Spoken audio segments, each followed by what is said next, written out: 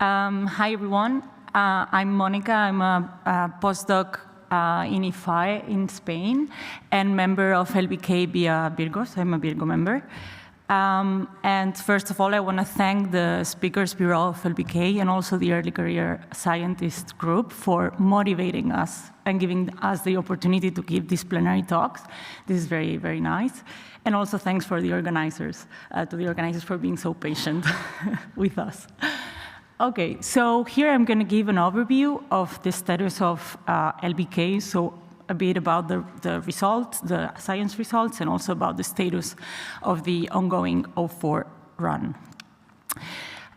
So if we look in the gravitational wave spectrum, I'm going to be focusing on the terrestrial interferometers that have access to different types of sources, so compact binary spirals and mergers, pulsars, supernovae, stochastic backgrounds, and all the fundamental part that you can do, all the fundamental science that you can do with these astrophysics, astrophysical events that you detect, so test of GR, cosmology, and so on.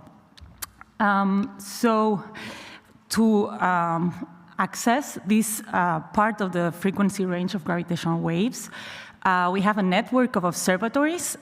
So we have the two LIGOs in US, Virgo in Italy, and KAGRA in Japan. There's also GEO, which I won't talk about, but it's very important for testing all the technologies that is later used in the other interferometers. You also see LIGO India, which is planned, and soon will start construction. So why do we have this network? So actually, we are a collaboration of collaborations, and it's very important to assess the detections that we do, improve the signal-to-noise ratio, and also for sky localizations, because we can think about these interferometers as antennas, and if we only have one, for instance, we are blind to half of the sky. So these interferometers, if we zoom out, they have several common traits. If we zoom in, they have many differences. So let's just stay for the moment in the common part. So these are Michelson interferometers of several kilometers of baseline, so 4 and 3, depending on the interferometer. They have input infrared, so the infrared laser at 1,064 nanometers of tens of watts. In the arms of the interferometer, we have resonant Fabry-Barrow cavities that help us enhance the response of the interferometer. We also have recycling cavities, so the design depends on the interferometer, but these are basically placed here for the power recycling, here for the signal recycling. And then the latest of the common traits is this, which is very important, which is the very reflective coatings and very pure test masses. So here you see also something that is common, that is the attenuators that we need to reduce as much as we can the seismic noise.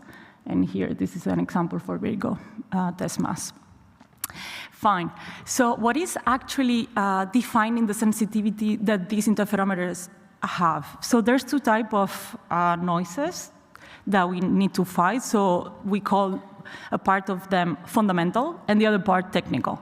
So the fundamental are basically these 5 over here that you can see in the design sensitivity curve for LIGO, but you can find for any detector. So these are basically quantum noises, seismic, Newtonian, thermal, and the excess gas in the vacuum. So these are mostly tackled during the construction process. And then we have the technical noises, and these are all the rest that we don't see here, but are very present in the sensitivity curve. So these can be scatter light, magnetic noises, controls, and so on. So these are basically tackled in the noise hunting campaigns. And tomorrow we'll have a very nice talk on how you play with these ones for the next generation of terrestrial interferometers. Great, so this is about the context of the interferometers, but now where are we? So we are here, so in the middle of 04, precisely in 04b. But we've already passed by 01, 02, and 03, so 01 being when the first gravitational wave was detected. And there's many, many results from all these that I will cover very briefly. I just wanted to mention for those that don't know that we are all the time in this frequency range talking about BNS in spiral range. So this is our number of merit to compare all the different sensitivity curves that would be difficult to compare otherwise. So these are these numbers that are written over here, and it's defined for a very precise system, observed in a very precise way. Okay. And this is also how the, let's see if it starts. So just wanted to show how the range has been increasing over these runs. So this is 02 for LIGO, okay, 03, and now 04. And you can extrapolate for the rest of the interferometers. Okay, great. So what is in our reach on this sphere? So we have this type of gravitational wave sources. So basically, we divide them in 4, depending on this duration of the signal and if it's model or not. So here in small, you have the typical morphology of the source of the signal. So if we focus on the ones that have been detected so far, we have until the end of 03 about 90 CBCs. So we went in basically 5-6 years from having the first detection to building catalogs at the moment. So these events are actually part of the gravitational wave transient catalog, and one of these is prepared every time we finish a subpart of a run. So the latest that was out is gravitational wave TC3, and there will be a gravitational wave TC4 for the first part of 04A. So the first part of 04, which is 04A. So just to give you an idea of what is in these catalogs, I took this in this web page. You can have interactive access to these masses in the stellar graveyard plot, and you can sort them as you want. So here I sorted them in time. So we have the first detection, and then we have the 2 binary neutron star mergers. We have the first NSPH as well. And then just to let you know how this is also impacting the astrophysical rates, and also the knowledge we have about the mass distribution of these objects. Here there's the low mass gap, and here the burn stability gap, and we see how we are populating the different parts of this plot with the more detections that we are having, and then in the same way we are updating the astrophysical rates for these events. Okay, then if I can say something more about 03 and the results that will be updated soon with the data from 04, just want to highlight some of them. So we have limits on ellipticities for known pulsars. For example, one of the best results of the continuous wave group. We also do electromagnetic follow-ups. So it's not only one way, it's also the other way around. So seeing if we can detect GRBs, FRBs, neutrinos, and so on, and putting limits, so exclusion distance on these objects. Then cosmology, there was a very nice talk on Monday. So if you can either go back in time or just go to the slides, Nicola talked about this on Monday. So, and likewise for stochastic backgrounds. Okay, so, but this was the results of 03, and now we are in 04. So what happened between 03 and 04? So you see this part here, with this blue region, which is basically 3 years of our time. And this is when commissioning happens. So commissioning is this like very, I don't know, gray moment when it's not really clear maybe for astrophysicists what happens. So just to give you an idea, we just have to improve the interferometers, but sometimes this is really research, right? So that's why it can be very challenging. So we go through the pre-commissioning, commissioning, then the engineering run. Those usually are 1-2 weeks, and then the observing run. Okay, so this was for the commissioning, and then 04, so this is where we are. Just to let you know that the first part took, it was 10 months of data, and it was LIGO only run, so 2 interferometers, and that now we are in 04B with 3 interferometers, and it has just been extended until June, so it would be a total of 14 months. And this is indeed the longest continuous data set that we are going to have with, in these frequency bands. Okay, so now I'm going to talk a bit about all the improvements that took place during the commissioning. And since I'm Virgo and I know more about Virgo than about the others, I'll start with Virgo. So Virgo, it's basically a European collaboration with about 800, a bit more of 800 members. And Virgo is placed in the European Gravitational-Wave Observatory, EGO. So this interferometer is 3 kilometers of arm length. And some of the updates for 04 are summarized here. I would specifically highlight the frequency-dependent squeezing and the addition of the signal recycling mirror, the one where one of the main goals for 04, but also that have been one of the main challenge to start 04. So as I said before, 04A was only a LIGO run, and this is because we continued with commissioning activities. Actually, adding SR has been a bit challenging because we're adding a new mirror, and basically we are changing the optical configuration of the interferometer, so not trivial. At the moment, so this is a plot for a couple of days ago, so July 1st, and you see that our target is over here, and we are a bit over here. So we are, at the moment, trying to improve the sensitivity to be as close as possible to what we expected to have. Okay, now some words about LIGO.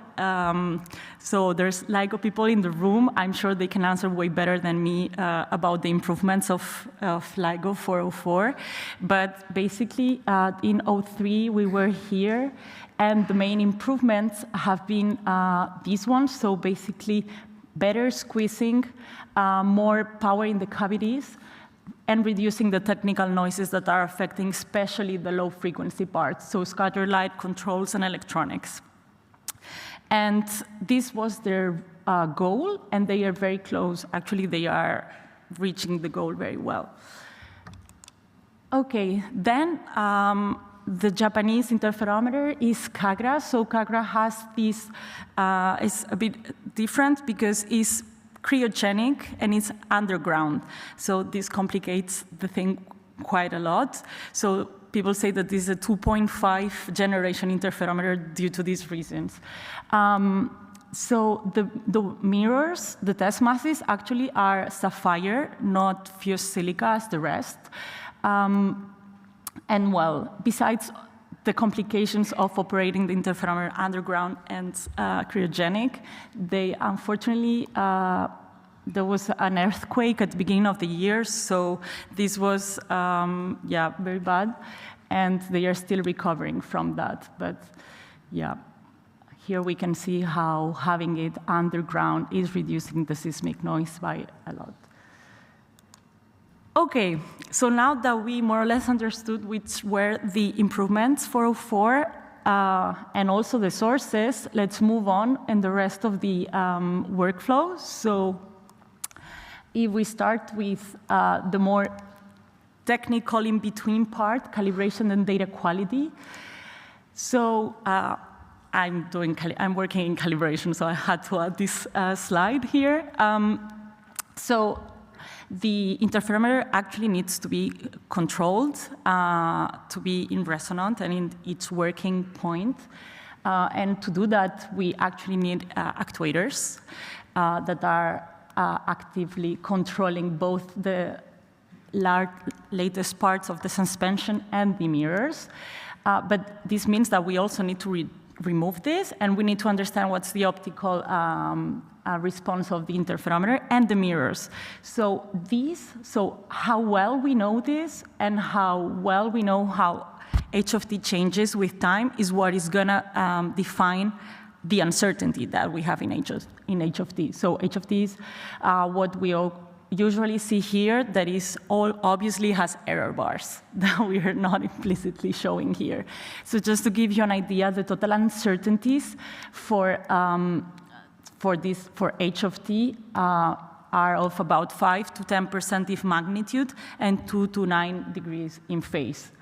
And then afterwards, these errors are obviously propagated to all the parameters that are estimated later on.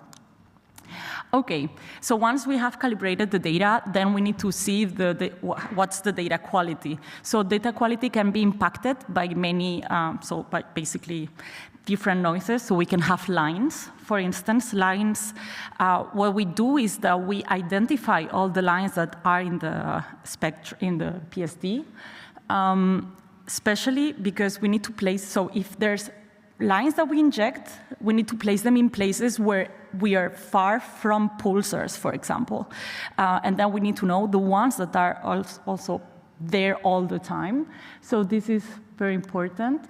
Then we have glitches. We have a lot of glitches.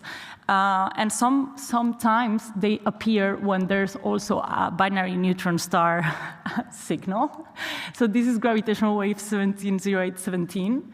Over here in Livingston, and this is the glitch that happened actually at the same time. So this is another type of things that we check. And then there's also noises that we can actively remove from sensors that we have in the interferometer. So for example, laser frequency noise we can remove, and others. So this is an example of what we did for Virgo in 03. So we were able to gain about 7 megaparsecs by removing these contributions. Okay. So now that we understood the data quality and calibration, let me tell you what's the duty cycle at the moment for 04. This is 04A. So duty cycle was 2 interferometers 53% of the time. This is how we were improving in BNS range as we were understanding better the interferometers. And this is where we are by now. So in 04B, we have very good duty cycles. 80% of the time, we have at least 2 interferometers that are observing, and almost 50% of the time, there's 3 interferometers observing. This is very good for sky localization. Here you can see what are the BNS ranges every time. So you see sometimes when there's gaps, there's that the interferometer is either in maintenance or commissioning. Let me point out that this is kind of hard to achieve these results, and it requires a lot of coordination between the different teams. Okay, now about the detection so far. So you know that LBK is issuing public open alerts. So we separate these alerts that are sent in 2 types, the significant ones and the non-significant ones. So the non-significant are interesting because some people are doing joint subthreshold searches, but I will focus here mostly in the significant ones. So for 04A, there was a total of 80 significant candidates, and so far in 04B, 36. So we are at the moment at a total of 200 more or less, and we expect that by the end of 04, we will be at the order of 300 more or less. So but by now, most of them are BBHs. There's been 2 NSBs. Let's hope for a BNS happening soon. Okay, so how does it work when we detect an event? So there's a set of alerts that are sent to the community via GCNs. The first ones are automatic until here. So, until here. So the preliminaries are sent. There's no human vetting. And then there's a human in the loop for the initial. So basically, there's a very nicely organized set of people in US, Europe, and Asia. So we are rotating every time. And we are basically all the time on shift. There's volunteers that are working on this. And honestly, I did it a couple of weeks ago, and it's pretty interesting. It's really nice. So we are also the ones issuing the GCN circulars. So we either verify that it's a good one or retract it.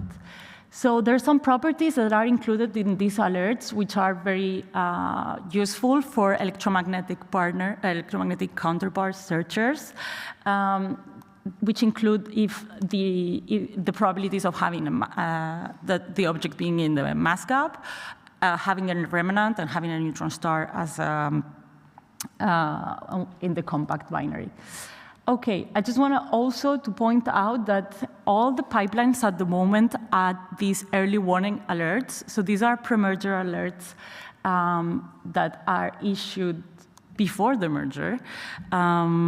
Although since the signal is mostly accumulated at the end of the spiral, the sky localization changes a lot depending on when we stop. Okay. And then the other question is where. So I wanted to show this plot because this is actually the record holder that we have by now. So we see how the two LIGOs can localize the source. So it's somewhere here. So these are more or less the square degrees in which we can find the source. And this, if we add Virgo in this case, we can localize the source at a basically 5 square degree level. So this is very, very, very nice when you're doing gravitational wave follow-ups. Okay. Then about the multi-messenger campaign so far, I wanted to highlight this one because it looked a lot like gravitational wave 170817. I think the community got very excited with this one. So this binary, there was high chances of having a neutron star and a remnant. So there was more than 93 circulars in GCN, so it was very active. It was very nice, although there was no counterpart identified in the end. You can go to Treasure Map and see how the campaign went. It was very good. I also want to mention about the galaxy host identification. So in this case, the distance is quite nearby, so we can expect that galaxy catalogs at this distance are sort of complete. So in this case, for Glade Plus, we were at 85% of completeness in the K-band, if we only consider the distance. But this was laying actually very close to the galactic plane. So in this part, we have very incomplete galaxy catalogs, unfortunately. Okay, now moving to the early science. So these are results that are already in archive.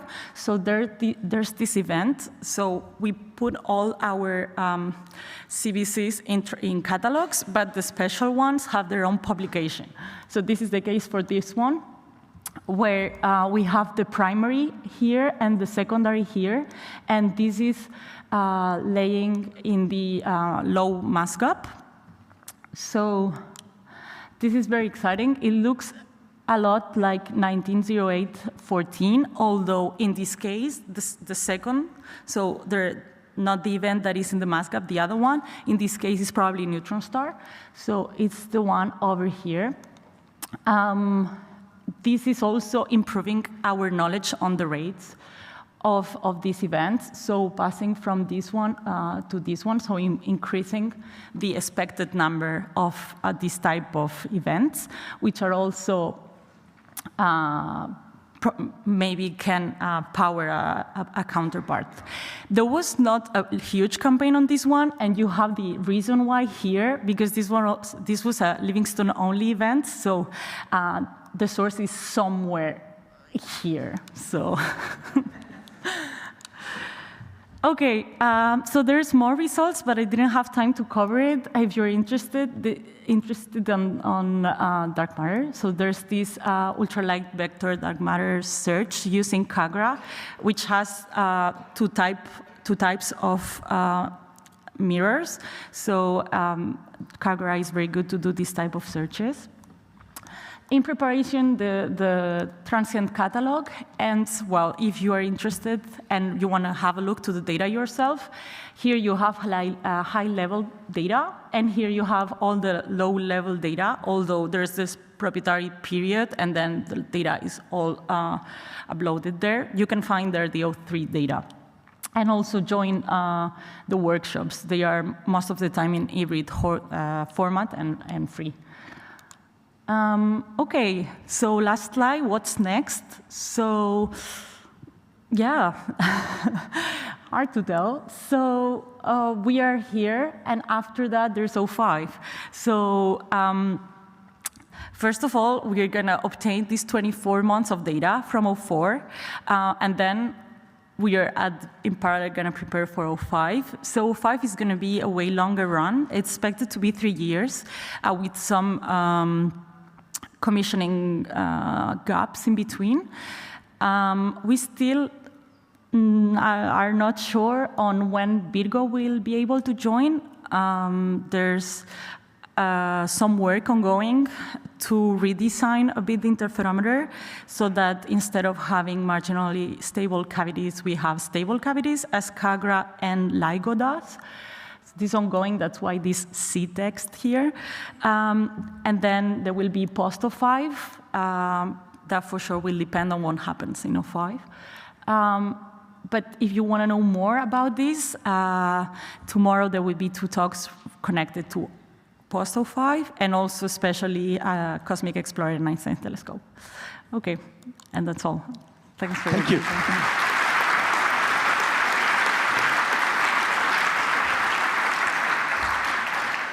We have a couple of minutes of questions, so first we'll start there. Hi, that was a great update, and I have a question which I don't know if you'll be able to answer, but if you can't, I would greatly appreciate the request being passed back to everyone on the LVK team.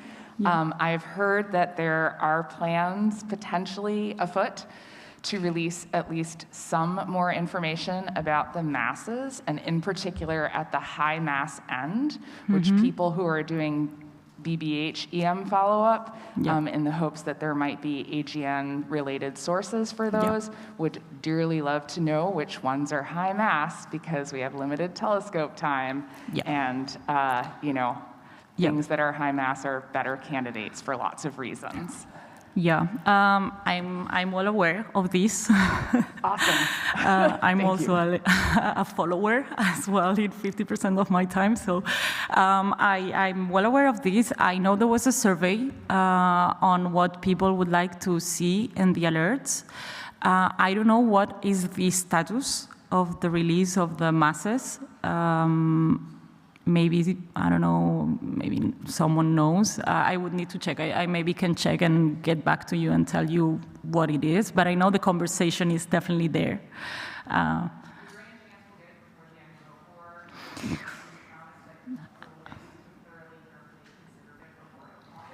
Yeah, I know. Yeah, I think it's a conversation that is happening, so yeah.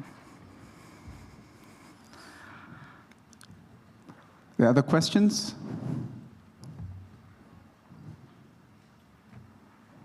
Yes.